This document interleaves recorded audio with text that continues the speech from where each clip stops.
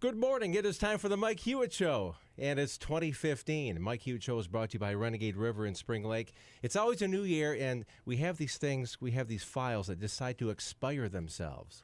So our little bumper music wouldn't play this morning, so we'll just have to sing or something, okay? It kind of reminds me of the Y2K thing. Yes. You know, when the world was going to fall apart and people were storing food and all kinds of stuff. Yeah, it's kind of like that, but not quite to the magnitude, but just affecting us. Listen, I think it was one of those great introductions where you get to silence for a moment. Right. People know something big is coming. There's a big expectation. There you go. It's all about the expectation. Listen, folks, we do have a pretty big show this morning. We're going to have two guests, and initially I thought that the two topics were not related, but the more I've stewed on it a little bit, I think that they're more related than I could have planned on. On the line with me right now is Jiri Aberle. Am I saying your name right, Jiri? Yeah, that's right. Very nice. Good morning, Mike. Thanks for having me. Good morning, and welcome to the Mike Hewitt Show, Jiri. Listen, folks, just so everyone knows, what the plan is for the show this morning is Jiri is you attend GVSU, Grand Valley State University, and you're a hockey player. Am I right? Yep, junior year. Okay, you've been in the United States for a year. For almost 4 years now. Almost 4 years. I have to tell you, your English is better than most people that that were born and raised here. Thanks. You're from the Czech Republic, correct? Yep. Okay.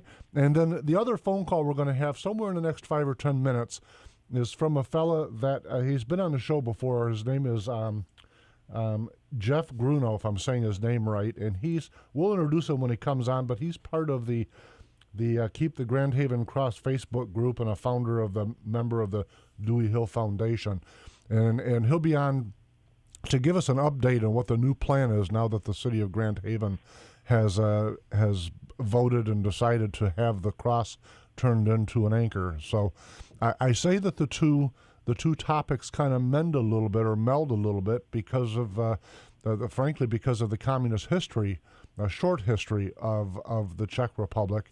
Keeping in mind, I think the Czech Republic goes back to like 1100 AD. Is that about right? It was probably before your time, right? Oh, yeah. Way long before my time. Listen, all jokes aside, I think that when I talk about your time, you were born in June of 92, if I'm right. Yep. And the country that you were a citizen of was founded in January of 6 months after. Yes, Yep. 6 months after you were born. I was actually born in Czechoslovakia, but I'm a citizen of the Czech Republic, so might be kind of misleading to some of our listeners, but that's just how it is. That's a very interesting thing. Tell me, now you won't have any memory of what communist under the bloc program from the Soviet Union would have been like, but when you compare, just use the word liberties, when you compare liberties now in the United States compared to what you're used to in the Czech Republic, is life pretty similar? I would say so. You know, just like you said, I never really experienced the communist era. Everything that I know about it, it's either from books or from listening to my parents and my relatives. But, yeah, I grew up in a democratic country, and most of the things were similar to what the things here in the United States. So I would say the liberties were similar, yeah. Now, I'm going to have to speculate that you learned to speak English through growing up. Is that correct? Yep, it's required by law. Every Czech student has to take English classes starting, I think, at age of 10, and then you have to add another foreign language when you enter high school. So I was studying English since I was 10 years old, and then as soon as I became a high school student, I added German. So you speak German also? I'm trying to, yeah. It's my minor, actually. You probably wouldn't want to give it an interview in German then. I don't know. Well, we can do it. No. I'm all about it. I appreciate that, Jiri. Listen, tell me a little bit about when I look at the Czech Republic. The fellow that's going to be joining us in a little bit is going to be talking about the cross, the Christian symbol that's been in the city of Grand Haven for some 60 years and has now been directed that it will be removed. When I look at the Czech Republic, just demographics, it tells me that there's some 50% plus or minus of the population that does not declare a faith. Is that? Yeah, that's totally true. And you know, this I would say issue or this topic dates back to I think 1948, when the communist coup occurred in my country and the communist regime took over, and just like you might know, Lenin, the greatest, communist leader that stood behind the 1917 Russian Revolution, once said that religious is the biggest illness of the people, So the church and all the religious groups in those 40-plus years between 1948 until 1991 were heavily oppressed, and church didn't have any say in the everyday life of Czech people, Czechoslovakian people. So I see. I've had a very, very nice lady on the show several times now who was born, raised, and educated in Russia, Soviet Russia. In fact, she left the year you were born. In other words, immediately following the fall of the Soviet Union, she was out of there. And she tells a similar story. She said she quoted Lenin as saying that religion is the opium of humanity. Opium, yeah. And it's a fascinating thing for me because I'm one of those fellows I'm a Jeffersonian, and that may come to mean something to you over the course of this interview. But I think that humanity has an inner need to have faith in something, and that when we take faith away from them, that it I hate to use the word, but it cripples them. It hurts them psychologically and physically. So I believe that even when faith is absent, a declared faith, that people are having faith. Even the atheists is a religion to me. But listen, we've got my other guest on, and I'm going to introduce him and have him join us. Him and I will talk, and you're welcome to join in or just listen, Yuri. I just want to get an update from him on what's going on in that local battle. So. Jeff, can you hear me? Yes, I can. Very good. Jeff, help me pronounce your last name. Is it Grunow? Grunow, yes, sir. Okay, good. I did it 2 times in a row. Welcome back. You were a caller back, it was a month and a half ago, over the cross issue, correct? Correct. Okay. Listen, what I wanted to do, if I could this morning, is just, and by the way, I've got a fellow named Yuri on the line with us. Okay. At least I think I do. Did I lose him? Yep, I lost him. Hopefully we'll get him back. Where are we at with the Dewey Hill thing? I'm reading the newspapers. I'm hearing all of the social media exploding that the Grand Haven City Council has voted to turn the cross into a anchor. Is that correct? Correct, yes. Okay, it was a 3-2 ruling? Yes, sir. We're having some phone issues today. It's a story of our life. I can live with that. Okay. Hello, good morning. Who do we have? This is me, Yuri. I think we just lost contact. Yeah, I think we lost the other fellow. That's what we're having a tough time blending them. Yeah, the phones are playing games. Playing games or it's the Y2K thing. Exactly. I think we have everybody back, don't we? Jeff, are you with us? The phone hung up on me.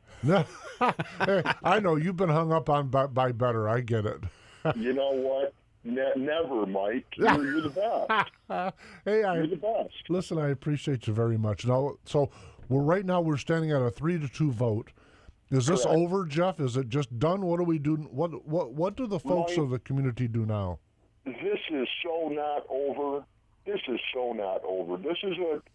something that we were expecting. Okay. Everybody has to keep in mind that this was a constitutional challenge. Right. This was not just, it started out where I was offended by the cross. Take it down. It makes me feel like a second-class citizen. Right. That came from the Pletcher family. Right. Then they found out that wasn't going to work. The Supreme Court said being offended by somebody is not just cause to bring a case to court. Right.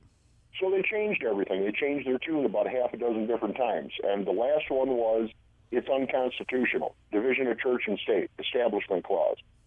A religious symbol on city-owned property, blah, blah, blah, all this stuff. So that's what it turned into. And people have to keep in mind when there's a constitutional challenge like this. Now, I am not an attorney. Let me premise this by that. I am nowhere near an attorney. But I have some smarts about me. And anybody that reads the Constitution and can comprehend things will understand this. When things like this happen, you can't bring it to the city council and the city council brings it to the public for a vote. There's no vote that's an option on something like this. Would they have lost if they went into court? Who knows in today's courts? Who knows? Because things don't go by the rule of law anymore. No, it's all gray area and for negotiation. But from City Council's point of view, obviously I don't agree with their decision. But one of the things that had to play into the rationale was the amount of treasury that City Hall would have had to spend to defend the cross. So I think for them, not wanting to project, but I think for them, it became an issue of economics rather than freedoms. And from my standpoint, listen, I had a lawyer on a couple weeks ago to discuss this issue. And of course, he thought I was nuts, but and I'm okay with that. When I read the Constitution, I don't find the words wall of separation. I don't find the separation of church and state. I see a limitation on the federal government, period. And I don't see anything else. And I've read it. And by the way, folks, rather than just reading the text of the First Amendment, I've read the entire thing, and it's a chore because it's not exactly written in free-flowing. Just say my novel is easier to read, but I can only tell you this, that when they refer to wall of separation, they're talking about a Jefferson letter that was issued, that he wrote in, I think, January 2nd of 1802. Almost a full generation after the Constitution had been written, and he didn't take part in the Constitution. So we hang our interpretation of the First Amendment on a letter that Jefferson wrote 20-some years later. And I always laugh, because keep in mind I own a gun shop. I always laugh. I say, how come the uber left doesn't want to use any of Patrick Henry's letters to help us interpret the Second Amendment? Yeah. There you go. And it's just a fascinating thing to me. So what it comes down to is they're not offended. They want their religion to silence the majority's religion. That's right. It's all. This is really what we're talking about, in my view. And that's another thing. People are, when this came out, I'm surprised there wasn't riots in the streets. I was really surprised. I was really expecting that, and I mean that literally. I don't mean that to exaggerate at all. I mean, people were just dumbfounded about the decision, and they were very, very upset that the city council did not listen to their requests, if you will. We brought them petitions, to defend it. But like you said, it's an economic thing. Yeah, the folks that were very upset, Jeff, listen, I agree with you, and I saw that on Facebook. I saw it with people coming into my retail store in Spring Lake. So I've certainly had a lot of dialogue over the last 24 hours about it. The problem with it is that it is economic, and those people that were very upset, I don't see them get out the checkbook, because it is economic. And so if they're really, really upset, don't riot, write a check. Right, exactly. That's where we're at now. Right. What we're doing now is we're starting a foundation. We're going to start a legal foundation, file it with the state of Michigan and the federal government. We are going to probably be called the Dewey Cross Foundation, something like that. And what we're going to do is we are going to collect funds. We're going to do fundraising to possibly purchase the hill, to do something on that order. Some people say, that'll never happen. The city won't do it. Well, we're halfway there, and I can't tell you right now why we're halfway there, but we are halfway there to buying that hill. Well, if the city was motivated to surrender because of economics, the city might be motivated to sell the hill because of economics. Right, exactly. It's like, the old Chicago kind of adage, you make them an offer they can't refuse. Right. No, just to kind of make sure you're up with us, Jeff. On the line with us right now is Jiri, who was raised in the Czech Republic, and he's attending school here in Western Michigan. And he was my plan for the show before you and I talked, and I really wanted to touch on this. But it's important, I think, to have him on, because he's got a unique view of this. He's been raised in a community nation that does not hold religion out in front of itself. In fact, some 50% of them do not acknowledge a religion, and I think there's only 11 or 12% that acknowledge themselves as Christian or Catholic. Am I right, Jiri? It might be a little more. I'm not really sure about the numbers. But okay, not very many. I would say 20% tops. Yeah, and the reason I kind of like the idea of these two shows melding, Jeff, is that the influence that affects that in the Czech Republic is Leninism. It's Soviet Union, and so I'm thinking to myself, jeepers, these folks here in the United States that want to silence religion, and I'm not, by the way, I am not at all calling for one religion to dominate another, whether it's atheism over Christianity or any other religion. I'm not trying to take a position of mine is better than yours. I'm taking a position that demands religious freedom, not religious silence. Well, that's the thing, Mike. That's the thing. We're not either. You know, religion as a whole, and I have to premise this statement by saying this is much more, this problem with the Hill, right. This challenge that just happened, this is so much more than just that cross, just that nativity scene. This is about our rights. Where does it stop? Where do they go next? You know, they went after Freewater Club in the school, saying they were a religious club in the schools, pushing religion. They were not. They went after a sign about pro-choice and posted the name and address and phone number of this woman that owns the property. It's on private land. Leave it alone. So to be offended, they had to drive about 30 miles and walk around in the woods to find a sign that's been there for 60 years that offended them. Pretty much, yes. And they're systematically going through areas. Yeah, but it's absolutely making a mockery of of folks' faith, but even more than that, of our system of freedom. This is fascism. You say that word. It's funny is. that you say that word mockery, because that's exactly what they're doing, and they've admitted that. Yes, they've admitted right to that when they put up the gay rights thing and all this stuff, and everybody said that's not religious, that's political. Right. And they said, you know, what are you trying to do? Make a mockery of your own complaint? And they said, no, we're trying to make a mockery of Grand Haven, and their system. The irony to that is this, you know, when I look at, to me, this is a cultural thing, and when I look at cultures even within the borders of the United States that have a greatly reduced level of personal faith, I find myself in cities like Saginaw and Detroit, and I think when I compare the difference between Grand Haven and those communities, I'm thinking truly, which one of these two cultures do we want to be? To me, it's a no-brainer. Yes, you're right. And but the thing is, what we have to remember with this decision, and I want to get this out as quickly as possible. You know, Jeff, let me stop you right there. We're up against a break, so both of you, please hang on through a couple commercials, and we'll pick up right there. Real good. Be a survivor, not a statistic. Renegade River in Spring Lake has new and used handguns, hunting guns, sporting goods, and survival gear. Protect your rights and your freedom. Ask about their CPL classes. Renegade River, next to the police station at downtown Spring Lake. Renegade River in Spring Lake wants to buy your used handguns and hunting guns. Renegade River, your hunting, camping, and survival store. Stop in and check out their new and used firearms, sporting goods, Army and Navy supplies, and survival gear. Downtown Spring Lake, next to the police station.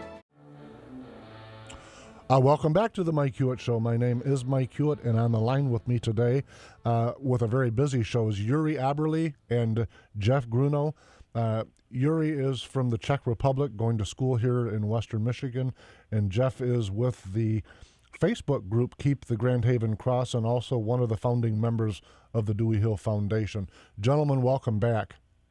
Thank you. Thank you, Mike.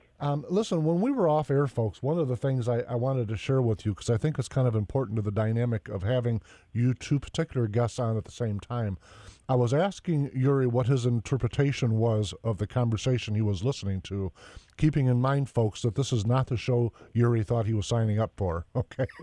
And, you know, he thought he was going to talk about what it's like to be in the United States and those kind of things. And I got to tell you, I think this is exactly that. This is what it's like.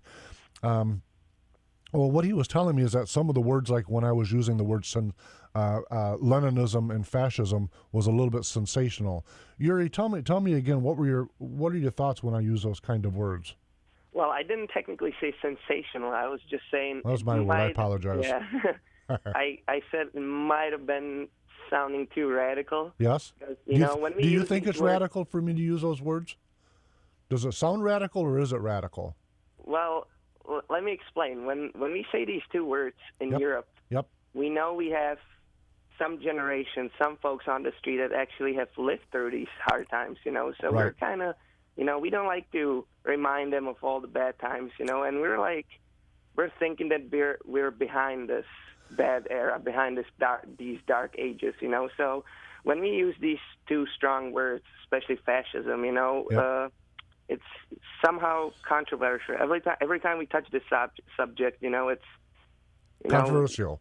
Yeah. And my interpretation, as I said to you off air, is that when a group of people attempt to silence faith, to me that is by definition one of the facets of Leninism.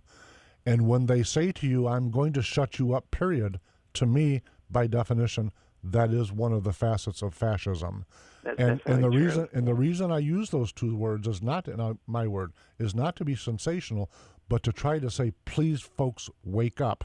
Mm-hmm. When you look at the Czech Republic and say over 50% of the folks, whatever the real number is, don't acknowledge a faith, it doesn't mean they don't have any faith. It means they don't want to acknowledge it. Yeah. And I don't want America to get to the point where half of the population is afraid to say that they have faith. What a slippery slope that would be. And when you come to the United States, do you want to stay here? Are you going to get an education and go home? What caused you to want to come to the United States? Well, first of all, I would say my American journey started in 2008. I was a high school student back home in the Czech Republic, not knowing what to do. And I decided to do one of those exchange student programs, and I applied for all the organizations that dealt with high school students, sending them overseas. And I got a placement in Wisconsin, and I spent wonderful 10 months with Lori Strand's family in Wisconsin. And since then, I just wanted to study here, continue my education, go to school here, because I met great friends. I knew the American collegiate system was probably the best one in the world.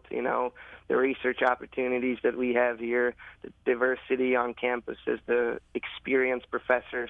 Those were the main reasons why I wanted to do my undergraduate studies here in the United States. Are you planning on staying? Well, with my major, I will have to do my master's, and I'm thinking about doing my master's in advanced international studies, and right. I will apply to some of the United States schools as well as some schools in Europe. So I'm still undecided. It really depends where I get the call. Okay, Jeff, tell me something. When I use the word Leninism and fascism, did that offend you? Not at all. Okay, am I off base? Not at all. Okay, so you are so on base. You just hit a home run. Yeah, I truly fear for our future when we are willing to surrender such really basic things. And it's kind of fascinating because the lawyer, when I had him, he's a nice man. I'm not trying to besmirch him at all, but his opinion was, and he was accurate, by the way. I'm not denying it. I told him then, you're right, but that doesn't make it right. He said, well, the Supreme Court has said it, therefore it's the law of the land, and there's no debating that part. And I look back in American history, and I think of some of the crazy things the many Supreme Courts have things that they've ruled on that have since then become, when you look back, they're just obviously flat wrong. And in my humble opinion, this is one of those things that to take a letter and use that as an interpretation that can now be used to silence an entire community by 3 or 4 people. I think that's wrong-headed. I see people on Facebook and also in one of the newspaper publications on their .com online version of their print media where they were thinking that the cross made... In fact, I even had a school teacher in my shop tell me that big beacon of a cross made some people feel unwelcomed. I find that so fascinating because there's a lot of businesses and people in the community that used it as a point of advertisement as part of their tourism attraction. So I thought a few people are offended and have to go out of their way to be offended to something that is so popular that it's used as a tourist attraction. It's just funny how people of different backgrounds are willing to see things. And it's also funny if you look at the people that started this issue with the cross. And I'm going to go with the Pletchers for right now. Brian Pletcher and his wife. They were Christians. They were missionaries as far as I can tell at one time. And then all of a sudden they had a falling out with the church. The Christian faith, I guess, just didn't meet their standards. And they kind of bounce around to different religions. Now currently they're the Jewish faith. And they said that cross made them feel like second-class citizens, and it always did, even when they were Christians. You know, to me, it's kind of hypocrisy, is it not? Being a missionary, preaching for God, bringing God's message to everybody, but yet the symbols of that faith and the way that faith is makes you feel like a second-class citizen. You know, I don't know those folks. Listen, Jeff, I don't know those folks, and I don't know their faith, and I got to tell you, it doesn't make much difference to me who they are or what their faith is. Everyone does this. They have to do their own soul searching, literally. I say that. I've talked about it on this show before. I remember growing up on the other side of the state and driving to Henry Ford's Hospital a lot with health issues I was wrestling with as a young person, and driving through Southfield and other communities that were the majority population back then was Jewish. So I'd see Jewish signage, I see Jewish synagogues, I see Jewish symbolism on public and private lands. Listen, my head didn't spin around in circles. I didn't explode. I didn't come unscrewed. I thought, hey, good for them. Yeah. What a great place America is that you can celebrate your faith publicly, and that there's nobody there to silence you. What a great place America is. And that's changing, and I fear for our future if we allow it to change. Well, the thing that scares me too, and it's being done so easily. You know, all they did, we didn't step into a courtroom one time with this, not one time. Right. And they got the city council scared enough, running scared, basically 3 of the members, 3 out of the 5, 2 have been standing steadfast since day one saying, no, we're not going to take this. Yeah. But it cost them already $12,000 in legal fees. Right. $12,000 for what? And that's the math of it. And listen, I don't know those city council people at all. This does tend, however, to be, at least by the United States definition, I say that for Yuri's point of view, in the United States it tends to be a conservative versus liberal point of view on this topic. Not across the board, not entirely on either side, but to a large degree, the uber left, not just Democrats, not just left people, but the uber left tend to be very anti-faith, as was Lenin, by the way. And then you've got some folks on the right that dissent a little bit. Inevitably, though, when I look at voting demographics, the city of Grand Haven tends to be more liberal than, for instance, Grand Haven Township or Ottawa County in total. And I tell you all that as a lead up to say, you can't look into the hearts and minds of those city council people. You know, they had a lot of pressure on them, but they may not have entirely disagreed with the folks that are making this claim. Well, that's the thing. You know, there was, I believe, and this is just all speculation on my part. I have no documentation or facts to back this up, so this is my opinion. But I think there were a couple of the city council members that, if you want to call them, they have the tree hugger syndrome. They want that hill. They want the fountain gone. They want everything gone. They want it back to the original state of which it was. When you say the original state, the way it was, you're referring to having the train over there and all the shipping and the big fisheries and the lumber mills and all that. Is that what you want over there? yeah, right. Good one. God, I love history when people ignore it. It's so dangerous. Let me address this real quick, because we've got a lot of people that are really upset with the city council, and I don't want them to be upset with the city council. Right. I don't. Right. Because, you have to remember what they were going through. Absolutely. And you have to support them in this. You have to. Because would you like to be sitting on that city council and have to make that decision? I sure as heck would not want to be. Yep. No matter what decision they make, they were going to have somebody absolutely angry with them. No question about it. A wrong decision to somebody. Sure. So we have to support them. You know, they're looking out really, truly for the citizens of Grand Haven and their tax dollars. They already spent $12,000 for nothing, just in consults. Right. And right now, if they went into court, probably more than likely it'd get thrown out because they haven't met the criteria to get this permitting to put anything up on the hill. But what happens when they do? What happens when they do find an engineer to come up with the engineering that they need? What happens when they do come up with actual good plans and submit it? How are they going to say no? Do people want to hear on their AM radio station when they go and listen to the nativity scene? Would you rather hear something about atheism? Would you rather hear something about satanic worship? Would you rather hear something about abortion and gay rights and all this, because that's what it was up against. That's what they were looking at. Freedom of speech is freedom of speech across the board, no matter who or what it is. Yeah, that's the mockery part. Listen, Jeff, I'm gonna have you through just to the end of the segment, which is 3 or 4 minutes from now, because I've got to keep my commitment to Jiri, and I want to focus on some of the things that he does. But before you go, I want to do a couple things. First off, I want to have listeners know I'm looking at some statistics. I'm looking at your Facebook page, or the Keep the Grand Haven Cross page. It's a community page. Yes, there are 10,773 likes on it. You posted an announcement yesterday evening, it looks like late in the evening, that you would be on this morning. And I'm saying this because I want folks to understand how significant this issue is to a lot of people. Your comments that you were going to be on here this morning were shared 54 times. And well, let me give you some more statistics on that. Yeah. In that 11 hours since it was posted, it reached a total of 6,348 people. Yep. It is the page interaction is 12,252 for that post. Right. It's been shared 54 times, and 182 people clicked like. Yep. In 11 hours. And in a significant number of comments, I see 30. I think that some folks want to say, well, jeepers, it's been decided, it's over. It ain't over. No, it's not over by a long shot. So how do folks, Jeff, get a hold of you? How can they find you? How can they help? If they really got a checkbook with a couple bucks in it and you're trying to raise funds to buy that hill, what can they do? How can they help?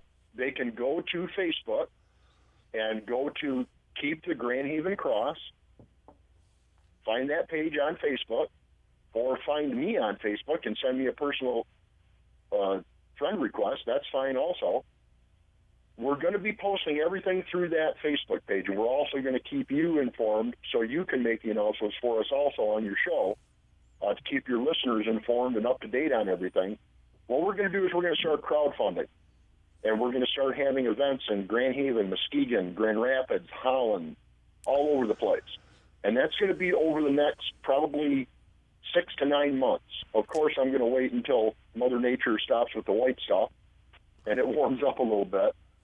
But we've got to get it out there. We've got to get people the information that they need, and it's the true information, not the rhetoric that's coming, not all this garbage that's being pushed down their throats. And I want everybody to rest assured this is not over. This is not over at all. Jeff, you probably are not aware of it, but I'm a consultant for Hewitt and Associates, which is a political consulting firm, and typically I help with conservative candidates in winning elections. And this application, though, I'm not going to charge a penny, but I'm going to do some fundraising for you. And I appreciate that. And let's see if we can't find a way to get a lot more than 12,000 people get their checkbooks out. So Jeff, listen, please keep up the good fight. No surrender, no retreat. And we'll get you back on in the next few weeks and see what's going on. And meanwhile, we'll keep up on your Facebook page. I appreciate it. Jiri, welcome to the United States. Thank you. Wonderful to have you here. Enjoy things. Contrary to popular belief, it is a great country. Enjoy it. Just enjoy it. Absorb everything. You know what? You're very, very true, because I absolutely agree with that. What makes it great is that I can have this microphone in front of me, and you folks, you both can have a freedom to state your opinions, whether people like it or not. That's right. That's what makes it one. That's one of the backbones that makes it great. It's our First Amendment. That's why it is the First Amendment. So, Jeff, thank you very, very much. Jiri, if you would stay on the line, we're going to go to a break, folks, and we'll be right back with Jiri. Be a survivor, not a statistic.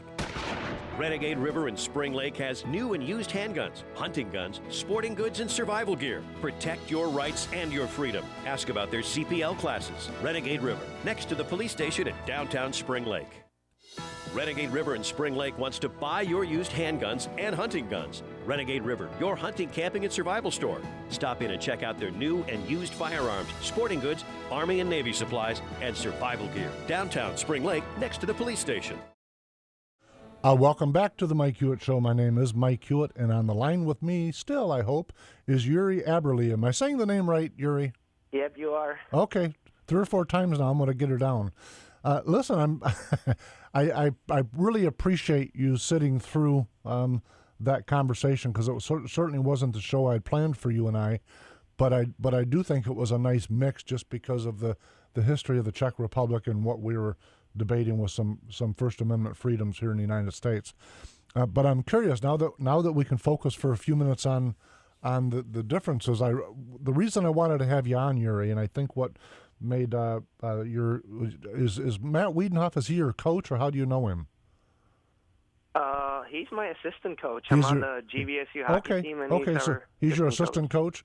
I got to tell you, not that it matters, he thinks the absolute world of you. And thanks. So he's been telling me for quite some time, you got to get him on there. You got to get him on there. But some of the things that I think that he was hoping we discuss. Tell me the differences in education. Is in the Czech Republic, do you see the educational process the same as we use here, or what are the differences? Well, there's some big differences, Mike. First of all, we have a K-13 system. We have 9 years of elementary and middle school, and then we go to do 4 years of high school. So that one extra year makes a big difference. Then second of all, the high school system is quite different. We have 4 or 5 different types of high schools, so not every student goes to one state-owned or privately owned high school. You know, there's this one high school type called gymnasium, which is the highest level of high schools in the Czech Republic, which basically gets you ready for college. There's some, let's say, business high schools and industry high schools where folks focus on math, physics, chemistry. There's nursing high schools for especially girls who want to, be nurses in the future. And there's also like general high schools where you end up with a diploma and you can get a job, at local factories and stuff like that. So it's quite different. How is it determined? You're 9 years in elementary. Did I say that correct? Is that right? Yep. Well, okay, elementary and middle school, yeah. So 9 years with elementary and middle school. That in the United States we have kindergarten. And we do too. We do too. Okay, so you've got K through 13 and we've got K through 12. Is that? Is that okay? How is it determined? If, say, I'm a student and I'm just coming through your middle school, how do they decide which of the high schools I get to go to? You basically have to take a placement test. Okay. At the end of the 9th year, so the last year of your middle school studies, and then you go from there. So, personally, I had decent grades through middle school and elementary school, and I knew I wanted to go to college. So my only option was gymnasium, and in order to get to gymnasium, I had to take a placement test, and I was successful. Well, I am mildly curious, by the way. What does a person do with a degree in international studies? What job will you get when you is your goal? Well, the official name of the program that I'm part in Grand Valley is International Relations and Affairs, but just like you said, it deals with international studies, international politics. It's a combination of history, political science, economy, foreign languages, geography. And one day I'm hoping to become a member of our foreign service and work for my country, for the Czech Republic in the foreign service, either as a diplomat or through some big international organizations such as UN, Red Cross, OSCE. There's a lot of possibilities. Very, very, very interesting. In the United States, there's some folks like me that I believe that our system our educational system has been dumbed down a little bit. And I want to tell you my view of it real briefly, and you can tell me if I'm off base or how that compares to the Czechs. But it feels to me like the goal let me give you an example of just the math is probably the way I ought to approach this. In our high school, probably 90+% of the curriculum is college preparatory. But then when I look at college graduation rates in the state of Michigan, at least, it hovers around 25%. Mm-hmm. And so I say to myself, why would we focus the entire high school popula on college preparatory courses if we know that only 1 in 4 of them will graduate from college? And so it causes me to pause a little bit. Maybe the Czech Republic is on a better path than us, because it causes me to pause and say, what are we doing for skilled trades people for for other walks of life that are not college bound, meaning the 75% that didn't bother or didn't want to, flat didn't want to. Some people are just not academic, but it doesn't mean that they're not intelligent. It just means that that's not their path. Is what I'm interpreting is maybe the Czechs have come up with an answer to that. Although I do wonder a little bit is if you were one of the people that didn't score so high, so you were in the least of the high schools, and I'm not normally worried about self-esteem, but I'm wondering, would you go, jeepers, I'm not a very smart person? Well, Mike, just like I said, I actually had a chance to go to high school in the United States in Wisconsin for 10 months, and the biggest difference that I see is you have one high school. I was in a small city, 10,000 people, and there's one big public high school. And then in the classroom, you had future lawyers, future farmers, future businessmen, future carpenters, all in one classroom. Right. And it doesn't really matter that the high school system in the United States is heavily focused on college. It's about the environment, the environment you're in. And, I'm not, saying anything bad about other folks, but like when you're put in this environment that you have, yes, diversity is great, but when you have big goals set for yourself and you want to do something and accomplish something big in the future, and you're put in class, with folks that might be normal, ordinary guys, settle down, want to get a job right after high school, sometimes it doesn't push you forward, and this is something that what we have in Czech is, just like I said, the highest level of high school, gymnasium. It's basically, in my class, we had only 28 students, and 27 of them are college students. The one of them is working, and it was just a great environment, really smart kids, great professors, and everyone was committed, Yuri, do you consider yourself a capitalist? Of course. Well, the reason I'm asking is that what you just outlined to me was capitalism. And my example to you is that let's say I worked in a factory somewhere, but I'm whatever my function is on the production line, but I'm a really hard worker, and my union partners around me are looking at me like, slow yourself down, you're making us work harder. Or by contrary, I might be saying, why in the world, why am I working so hard when nobody else is, and we're all making the same amount of money? Is that kind of the same logic that you're telling me they use there? Yeah, but what you applied kind of sounds like what I heard, from my parents in the communist era, and there were folks put in factories, not doing anything, not being productive because they're new, Right. Why would I have to try hard? I'm going to get the same money as this guy next to me, and he's not doing anything. So to me, that's why the system fails. Fails. I was talking to a Catholic priest some time ago, and we were talking about education in the United States, and he said that back during this is his opinion, although he indicated he could document it, and I don't know what the documentation would be, but he said back during the Industrial Revolution in the United States, that the hierarchy, the people at the top of the pile making the decisions, wanted to have a culture filled with lever pullers and button pushers. They specifically did not want critical thinkers. So they looked to countries that had been raising soldiers for a lifetime. And this is not to make a diminishing statement against soldiers, but that's what they did in the 19th century. They looked and said, okay, we want people that will not question. We tell you to do X, you just do X. You don't say, why am I doing X? And so this is his view, not mine. I don't know the facts. But he said they created a system that was designed to cause you not to be a critical thinker. What do you think about that? If you can't be a critical thinker, you're not going to push yourself, and you're not going to ask why or what should I do better, and you're not going to have the incentive to improve.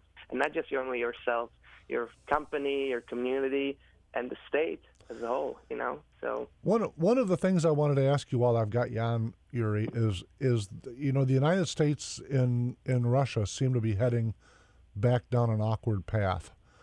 And when I had the Russian lady that I mentioned, when I had her on the show, she is usually her and I are in absolute agreement on almost every issue, referring to education and economics, much like you and I are, I think, at least on these issues we touched on. except for when we got to Putin. I saw Putin as being a very aggressive person.